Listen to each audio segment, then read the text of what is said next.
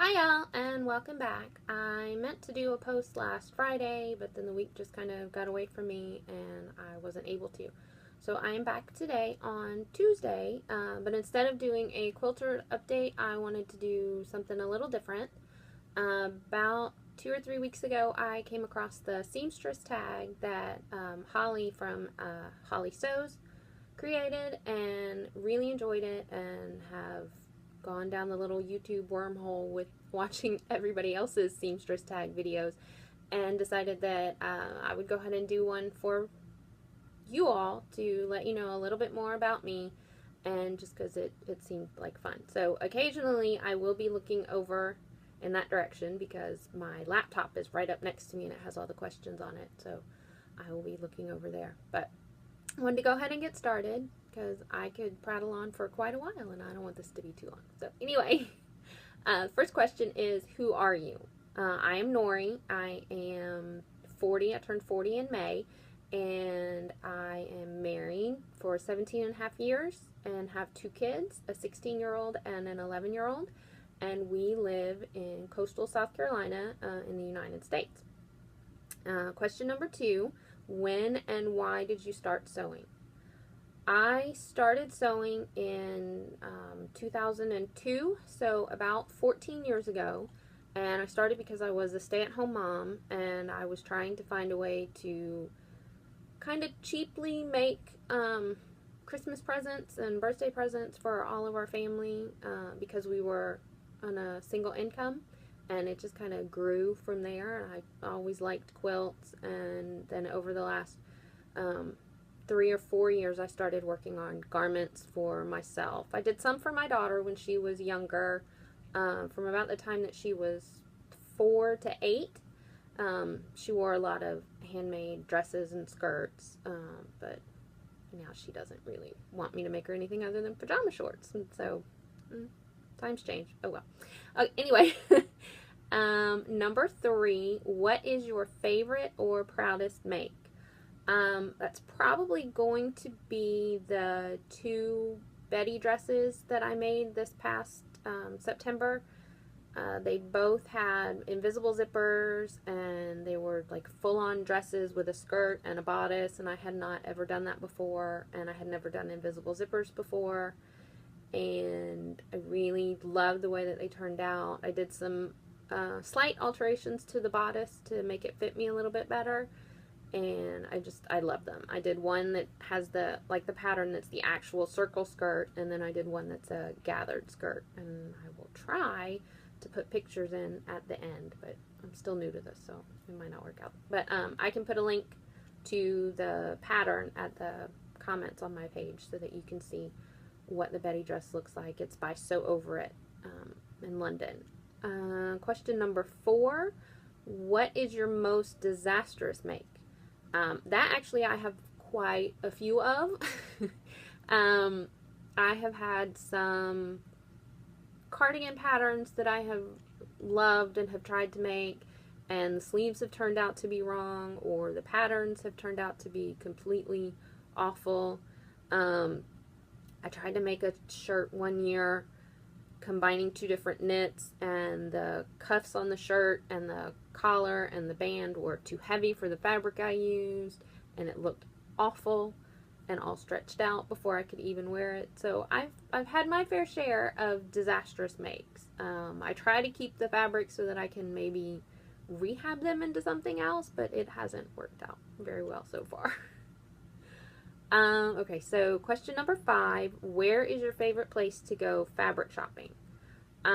We have a couple of local places here. I mean, we have Joann's, and then we have a couple of quilt stores, but they don't actually carry the kind of fabric that I like too much. So online is actually one of my favorite places to go shopping.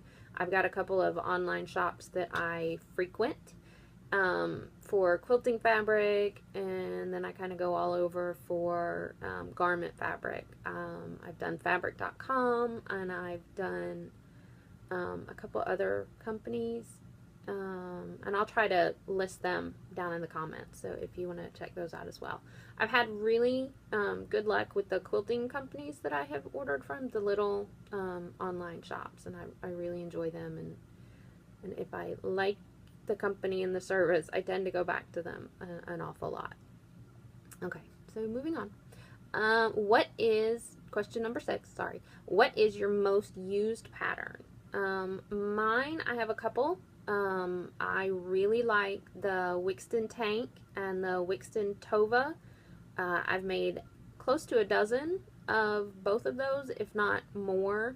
The tank I've altered a little bit to better suit what I need, but that's really one of my go-to patterns. And then also the Seamwork Oslo cardigan. I've made about half a dozen of those, and I really like those. Number 7, your most dreaded sewing task is probably either having to remove serger threads when I've serged something wrong. That's awful. Or neck bands for knitted shirts. I can never get them right, and so much as I want to make more t-shirts for myself, I tend to not, because the neck bands never work out really well, and it's just not one of my favorite things. Number 8 is your favorite sewing task. Probably just sitting at the sewing machine and just putting it all together.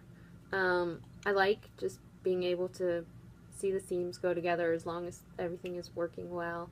When it comes to garments, quilting, my favorite sewing habit is the hand binding of the I like the hand sew on the binding for the quilts. That's my favorite part because it means I'm close to the end and I can snuggle under the quilt while I am working on the binding. So that's my favorite part of quilt making. For garment making, it's just putting it all together. I really like doing that. And then question number 9, what is your favorite sewing entertainment? I like music. I like to listen to music. I like to listen to podcasts. I try to listen to audiobooks as well. I've done some of that this year. And then if I put the TV on, I will generally play old episodes of Doctor Who that I've already seen, or movies that I've already seen, like any of the Harry Potter movies, because that way I don't have to pay attention to it, and I can pay attention to the sewing but still have background noise on and feel like I'm, not sitting in silence, because I don't really like that. Okay, question number 10, printed or PDF?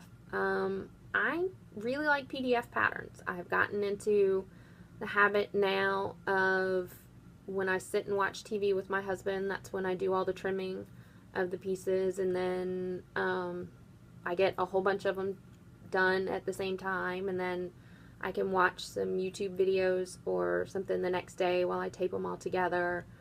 And plus, with PDF patterns, it's instant gratification, and it's a way for me to be able to get the patterns that I wouldn't otherwise be able to find here from a lot of the indie companies and from some of the companies that are out of the UK. I've been able to buy their patterns and not have to spend an arm and a leg or wait for them to be shipped to me. Question number 11, what sewing machine do you use?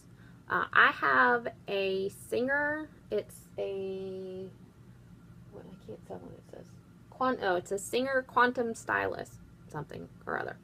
I've always had Singer machines. That's just what I've always used since I started sewing, and I love them and I'm very happy with mine. And then I also have I have a Husqvarna. I have a Husky Lock serger that was my mother-in-law's that she bought for herself, but in the end decided she didn't like using a serger, and so she gave it to me, and so now I use that as well.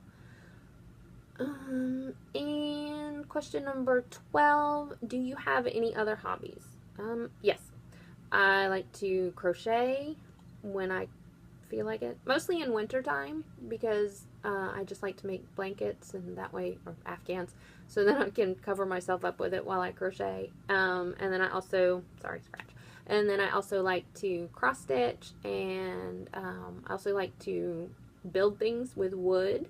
I've built a couple of the shelves in my office as well as my sewing table, and one of these videos I'll have to do a tour of my office and you can see all the things that I have built. And so yeah, that's pretty much it. I will try to remember to include any pictures at the end of the sew over it dress that I made, and any links to patterns or fabric shops. And thanks for coming, and I hope I didn't ramble on for too much. And if you like my page or my channel, if you like my channel, feel free to subscribe or give me a big thumbs up or leave a comment. I'd love to hear from you all, and if you have any other questions for me, just be sure to let me know, and I will talk to you all later. Bye!